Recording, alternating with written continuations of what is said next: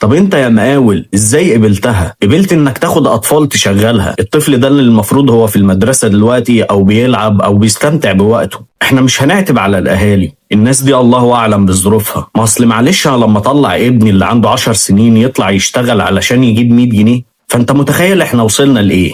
الناس ظروفها وحشة، الناس كلها بتعاني. انا عايز اقول لك الغني والفقير بيعاني. فين المرور من الكلام ده؟ لما عربيتين كل واحد منهم محمل مش اقل من 50 بني ادم، 18 واحد فرقوا الحياة، منهم اطفال، وحوالي 35 واحد مصابين وفي الرعاية، في منهم اللي خرج وفي منهم اللي مكمل لسه في الرعاية. طبعا الدولة مشكورا عملت اللي عليها وطلعت لكل واحد حوالي 400 ألف جنيه، وبعض رجال الأعمال والنواب في منهم اللي اتبرع برحلة عمرة وفي منهم اللي اتبرع بمبلغ مادي. كل الشكر والتقدير ليكم، بس مش هو ده الحل. لازم يكون في حلول تانية علشان الناس اللي بتموت كل يوم بنفس الطريقة ربنا يرحمهم ويصبر أهاليهم يا رب. يا ريت كلنا ندعي لهم، ويا ريت كمان كل واحد يسيب لنا رأيه في الموضوع ده في التعليقات.